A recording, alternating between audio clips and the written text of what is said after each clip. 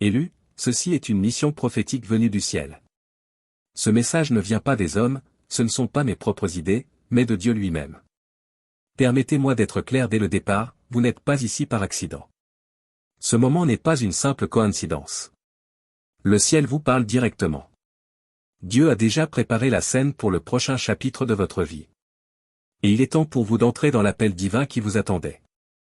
Ce n'est pas seulement de l'inspiration, c'est une instruction.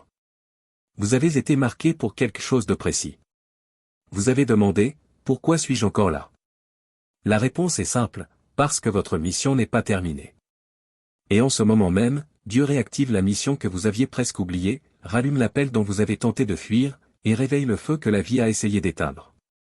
Dieu vient de vous confier une mission, une tâche sacrée, une mission du royaume qui bouleversera l'atmosphère autour de vous si vous marchez dans l'obéissance.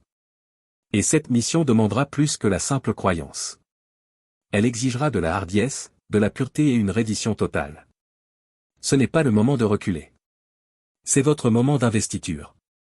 Avant d'aller plus loin, aimez ce message si votre esprit le confirme. Abonnez-vous si vous savez que cette parole a été envoyée divinement. Laissez votre ville et votre heure en commentaire. Que le reste se lève à travers la terre. Maintenant, levez-vous, élus. Votre mission commence maintenant. Commençons par cette vérité puissante, la mission que Dieu vous a donnée n'est pas négociable. C'est une mission divine, scellée dans l'éternité, et elle porte votre nom. Le ciel n'envoie pas des appels au hasard. Il envoie des missions ciblées. Vous n'êtes pas ici par accident et le but placé en vous n'est pas optionnel. Il est marqué par le feu, approuvé par le ciel et ne peut pas être annulé par les hommes. Ce que Dieu a dit sur votre vie tient toujours. Jérémie 1h5 dit, « Avant que je t'ai formé dans le ventre de ta mère, je te connaissais. Avant que tu sois sorti de son sein, je t'avais consacré, je t'avais établi prophète des nations. » Ce verset est si profond car il signifie qu'avant même que votre famille connaisse votre nom, Dieu vous avait déjà prédestiné pour quelque chose d'extraordinaire. Votre appel est divin, votre mission est spécifique, et votre destinée n'est pas accidentelle. Si vous entendez cela, c'est parce que Dieu vous a déjà mis à part. Le monde ne reconnaît peut-être pas encore votre mission, mais le ciel, lui, l'a déjà fait. Votre mission ne dépend pas de vos qualifications ni de l'approbation des autres. Elle dépend du plan divin de Dieu pour votre vie. Peu importe qui doute de vous ou vous ignore. Dieu a déjà validé votre destinée, et aucun retard ni rejet ne peut stopper ce qu'il a ordonné. Ne laissez pas le monde vous dire que vous êtes trop jeune, trop vieux, trop inexpérimenté ou pas assez qualifié. L'appel de Dieu sur votre vie n'est pas soumis à l'opinion des hommes. Sa parole est finale. Son timing est parfait.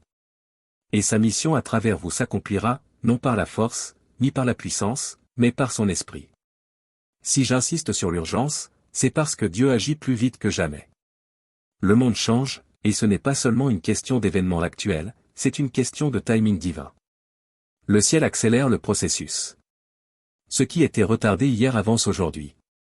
Ce qui semblait impossible hier devient inévitable maintenant. Il y a une accélération divine dans le monde spirituel et vous devez être spirituellement éveillé pour vous y ajuster. Dieu n'attend pas, il agit. Romains 13 verset 11 dit, « L'heure est venue de vous réveiller enfin du sommeil. » Ce n'est pas une douce invitation, c'est un appel à l'action. L'heure est venue. Pas demain, pas la semaine prochaine, aujourd'hui. L'horloge spirituelle tourne et Dieu vient de vous confier une mission. L'urgence est dans l'air. Il n'y a pas de temps à perdre. Les portes s'ouvrent et les opportunités que Dieu place devant vous ne seront pas disponibles éternellement. Si vous ne vous avancez pas maintenant, vous pourriez manquer votre chance. Ce n'est pas le moment pour l'hésitation, la peur ou la torpeur spirituelle. Les missions sont réelles. Le combat est réel. Et les conséquences du retard le sont aussi. Vous devez bouger quand le ciel bouge. Vous devez agir quand Dieu parle. Votre mission est trop importante pour être différée. Le monde attend que vous vous leviez et que vous preniez votre place. Chaque seconde que vous perdez, vous privez quelqu'un d'autre du miracle dont il a besoin. Le ciel cherche des vases obéissants, et Dieu vous a choisi. Vous avez été mis à part pour ce moment. Alors avancez avec audace, urgence et une foi inébranlable. Soyons clairs, cette mission va vous étirer. Elle va vous tester. Vous allez affronter des défis que vous n'auriez jamais imaginés et être appelé à aller là où vous pensiez ne jamais pouvoir aller. Mais sachez ceci, l'étirement fait partie du processus. L'inconfort est nécessaire pour le niveau suivant. Ce qui ressemble à de la pression est en réalité de la préparation. Ce qui ressemble à un retard est un développement divin. 2 Corinthiens 4 versets 8 à 9 dit, « Nous sommes pressés de toute manière, mais non écrasés, dans la détresse, mais non désespérés, persécutés, mais non abandonnés, abattus, mais non anéantis. » Cela signifie qu'au cœur de vos moments les plus difficiles, Dieu vous tient encore. Vous pouvez être pressé, mais vous n'êtes pas écrasé. Vous pouvez être sous le feu, mais vous n'êtes pas abandonné. Vous pouvez être à terre, mais vous n'êtes jamais anéanti. Voilà la force du Dieu qui vous a appelé. L'étirement que vous vivez n'est pas une punition. C'est une préparation. Dieu vous prépare à porter le poids de la mission qu'il vous a confiée. Vous êtes fortifié. Chaque obstacle, chaque défi, chaque revers vous façonne, vous modèle et vous prépare à accomplir la destinée tracée devant vous. Il n'essaie pas de vous briser, il essaie de vous construire. Vous pouvez avoir l'impression de vous briser, mais comprenez ceci, vous êtes brisé pour être refait. Dieu ne brise jamais ce qu'il ne compte pas utiliser. Votre mission exige votre résilience. Alors quand le poids semble lourd, souvenez-vous, vous avez été façonné pour cela. Vous avez été choisi pour cela. Et ce que Dieu a commencé en vous, il l'achèvera. Dieu ne vous appelle pas à une mission pour ensuite vous laisser la gérer seul. Le ciel vous soutient. Les ressources dont vous avez besoin, la force dont vous avez besoin, la sagesse dont vous avez besoin, Dieu les a déjà préparées. Le chemin est tracé devant vous. Vous n'avez pas à vous inquiéter de savoir comment vous y arriverez. Vous devez simplement avancer dans la foi. Chaque pas d'obéissance est rencontré par une provision divine. Chaque obstacle que vous rencontrez a déjà été pris en compte dans le plan de Dieu. Vous ne marchez pas seul. Vous marchez avec la puissance du ciel à vos côtés. Éphésiens 2 verset 10 dit, « Car nous sommes son ouvrage, ayant été créés en Jésus-Christ pour de bonnes œuvres, que Dieu a préparées d'avance, afin que nous les pratiquions. » Cela signifie que votre mission n'est pas une pensée de dernière minute. Elle n'est pas improvisée au fur et à mesure. Elle a été préparée d'avance, conçue avec précision et avec un but divin. Vous avez été créé pour cette mission, et tout ce dont vous avez besoin pour l'accomplir a déjà été placé à votre portée par la grâce et la prévoyance de Dieu. Cette mission est déjà en place pour vous. Les chemins sont dégagés. Les portes s'ouvrent. Les anges sont à vos côtés. Vous avez été équipé pour réussir. Et rien ne peut vous arrêter lorsque vous marchez dans la volonté de Dieu. Alors avancez avec audace, élus. Le ciel est déjà allé devant vous. Nous vivons dans un monde qui nous dit constamment de nous concentrer sur nous-mêmes, de rechercher notre propre gloire, notre propre succès. Mais la mission que Dieu vous a confiée n'est pas pour votre gloire, elle est pour la sienne. Votre appel n'est pas une scène pour votre ego. C'est une plateforme pour sa présence. Chaque don que vous avez reçu, chaque porte qui s'est ouverte, chaque opportunité qui se présente, tout cela a pour but de ramener les regards vers lui. La gloire de Dieu est le but ultime de votre mission. Ésaïe 61, 1 dit, « L'Esprit du Seigneur, l'Éternel, est sur moi, car l'Éternel m'a oint pour annoncer de bonnes nouvelles aux malheureux. » Vous êtes oint pour un but plus grand que votre réussite personnelle. Vous avez été appelé à proclamer la bonne nouvelle à ceux qui sont brisés, à panser les blessures des cœurs meurtris et à apporter la liberté à ceux qui sont liés par le péché et l'oppression. Votre mission est d'apporter l'espérance à ceux qui n'en ont plus, la guérison aux blessés, et la délivrance aux captifs. Ce n'est pas simplement un ministère. C'est une guerre spirituelle. Et vous avez été armé de l'Esprit du Seigneur pour l'accomplir. Marchez donc avec assurance non pas parce que vous êtes digne, mais parce qu'il est digne à travers vous. Que le monde voie vos bonnes œuvres et glorifie votre Père céleste. Que votre obéissance soit un miroir qui reflète sa gloire. Quand les gens rencontrent votre appel, ils devraient rencontrer la présence de Dieu. Quand vous comprenez que la mission n'est pas à propos de vous, mais à propos du royaume de Dieu, vous commencez à marcher dans une confiance divine. Vous n'avez pas besoin de l'approbation du monde, car vous avez déjà l'approbation du ciel. Vous ne bougez pas pour des applaudissements. Vous bougez pour l'appel. Et quand votre vie est centrée sur sa gloire, rien ne peut arrêter la puissance qui coule à travers vous. Il y aura des gens qui ne comprendront pas. Il y aura des gens qui se moqueront, qui mettront en doute votre appel, qui diront que vous n'êtes pas qualifié. Mais écoutez-moi, ces voix ne stopperont pas la mission. Elles n'empêcheront pas le royaume de Dieu d'avancer. Vous êtes né pour cela. L'ennemi essaiera toujours d'utiliser la confusion et le rejet pour vous faire douter de votre identité. Mais la vérité est que votre mission est plus grande que leurs opinions. Votre but est enraciné dans le ciel, non dans la validation humaine. 1 Corinthiens 1 verset 27 dit, « Mais Dieu a choisi les choses folles du monde pour confondre les sages, Dieu a choisi les choses faibles du monde pour confondre les fortes. » Ce en quoi vous vous sentez disqualifié, Dieu l'utilisera pour vous qualifier. Votre faiblesse deviendra votre force. Ce que vous pensiez être un handicap est précisément ce que Dieu va utiliser pour sa gloire. Vous portez le sceau du ciel sur votre vie. La mission est à vous, et elle est irrévocable. Ne vous rétractez pas. Ne doutez pas de votre appel. Le royaume a besoin de votre voix, de votre obéissance, et de votre audace plus que jamais. Alors, élus, allez-vous vous lever? Allez-vous répondre à l'appel? Le monde a besoin de ce que vous portez à l'intérieur de vous. Votre mission n'est pas seulement à propos de vous, mais de l'accomplissement du plan divin que Dieu a orchestré pour vous avant même la fondation du monde. Ce moment n'est pas l'accidentel. Vos dons, votre histoire, votre voix, tout a été façonné avec un but. Chaque partie de vous a été divinement conçue pour l'appel exact auquel Dieu vous convie. Ésaïe 6 verset 8 dit, « J'entendis la voix du Seigneur, disant, Qui enverrai-je, et qui marchera pour nous? Je répondis, Me voici, envoie-moi. » Dieu pose encore cette question aujourd'hui. Il cherche encore quelqu'un qui dira « Oui », même quand c'est inconfortable, même quand cela coûte quelque chose. Serez-vous cette personne? Serez-vous celui ou celle qui dira « Me voici, Seigneur, envoie-moi » ?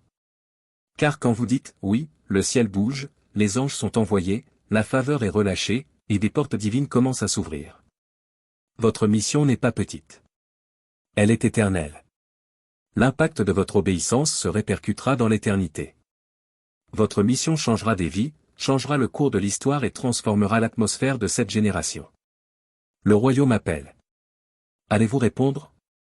Élus, la mission est à vous. Le temps est venu. Le ciel attend. Votre appel attend. Le monde attend. Vous êtes nécessaire. Vous n'êtes pas né par accident. Vous n'avez pas été créé pour simplement exister. Vous avez été façonné, formé et choisi par la main de Dieu pour accomplir quelque chose d'éternel. Il y a une mission qui porte votre nom. Et tout le ciel observe pour voir si vous prendrez votre place. Cessez de douter de vous-même. Cessez de retarder.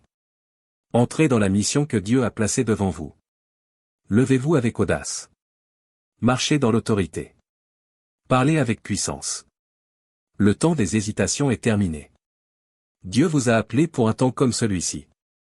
Ce n'est pas le moment de reculer dans la peur ou de laisser vos insécurités vous retenir. C'est le moment de dire « oui ». De dire « Seigneur, je ne me sens peut-être pas prêt, mais je te fais confiance. » Car lorsque vous dites « oui », quelque chose se déplace dans l'esprit. Les chaînes tombent, les portes s'ouvrent, la destinée s'embrase. Laissez ce feu brûler dans votre esprit aujourd'hui. Dieu vient de vous donner une mission. Il est temps d'avancer et de l'accomplir. Le monde attend et le royaume de Dieu avance. Allez-vous répondre à l'appel? Allez-vous vous lever, élus, et marcher dans la plénitude de votre mission divine? Ce n'est pas simplement un autre message. C'est une investiture divine. Entrez embrassez-la. Courez avec elle, car votre temps est maintenant. Prions ensemble cette prière de foi, comme une seule famille. Père Céleste, nous venons devant toi avec des cœurs remplis d'émerveillement, car tu nous as appelés à un but qui dépasse notre compréhension. Seigneur, nous nous tenons devant toi aujourd'hui, reconnaissant l'urgence du moment, sachant que tu nous as divinement choisis pour un temps comme celui-ci. Nous te remercions pour la mission que tu as placée dans nos cœurs. Ce n'est pas une coïncidence. Chacun de nous, choisi par ta main, est né avec une destinée, un appel divin qui dépasse notre compréhension. Nous ne sommes pas ici par accident. Et nous ne sommes pas ici pour simplement exister. Tu nous as appelés à nous lever, à bouger, à agir avec audace. Et Père, nous répondons maintenant avec des cœurs et des mains ouverts, prêts à obéir, prêts à porter le manteau que tu as placé sur nous. Seigneur, nous demandons une puissance divine, une onction si forte qu'elle brise chaque chaîne de peur et de doute qui nous retenait. Que ton esprit tombe sur nous maintenant d'une manière fraîche et puissante. Remplis-nous d'audace et de courage pour avancer dans la mission que tu nous as donnée. Nous déclarons qu'aucune arme forgée contre nous ne prospérera. Aucun obstacle, aucun défi, aucun ennemi, visible ou invisible, ne peut entraver le but de Dieu dans nos vies. Nous sommes plus que vainqueurs, non pas par notre propre force, mais par la puissance du Saint-Esprit qui vit en nous. Nous marchons dans ta victoire, dans ton autorité divine, et les portes de l'enfer ne prévaudront pas contre nous. Père, ne permets pas que nous reculions lorsque le monde essaie de nous réduire au silence. Fais que nous nous levions dans la plénitude de ta gloire. Donne-nous une foi inébranlable, une détermination que rien ne peut ébranler, et un cœur totalement abandonné à ta volonté. Nous ne laisserons ni la peur, ni le doute, ni l'insécurité nous empêcher d'accomplir ton appel dans nos vies. Nous sommes ici pour apporter le ciel sur la terre, pour proclamer ton royaume et pour déclarer que le Seigneur est roi au-dessus de tout. Donne-nous, Seigneur, la sagesse et l'intelligence divine qui guideront chacun de nos pas. Ouvre nos yeux pour voir les portes que tu es en train d'ouvrir et accorde-nous la force de les franchir. Nous n'hésiterons pas, Père. Nous ne retarderons pas.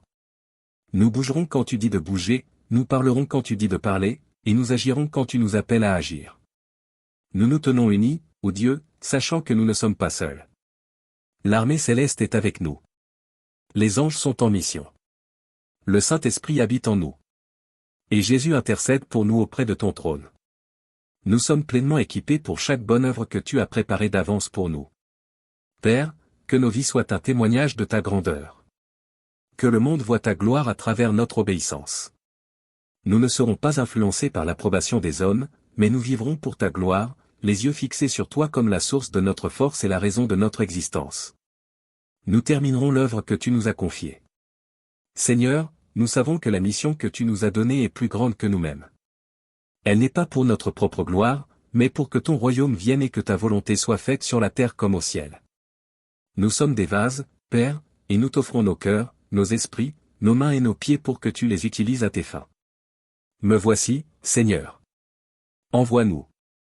Que le feu de ton appel brûle si profondément en nous qu'il nous soit impossible de revenir en arrière. Que ton dessein divin soit le carburant qui nous propulse en avant. Nous irons où tu conduis. Nous dirons ce que tu commandes et nous ferons ce que tu demandes. Nous serons inflexibles dans notre poursuite de ta volonté.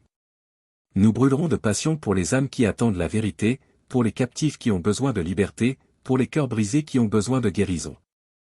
Nous sommes tes mains et tes pieds, Seigneur, et nous ne nous arrêterons jamais jusqu'à ce que ton nom soit glorifié et que ton royaume soit établi. Merci, Seigneur, de nous avoir fait confiance avec cette mission. Nous sommes humiliés par ta grâce, fortifiés par ton esprit et rendus puissants par ton amour. Nous sommes prêts. Nous sommes disposés. Nous sommes à toi. Au nom puissant de Jésus nous prions. Amen.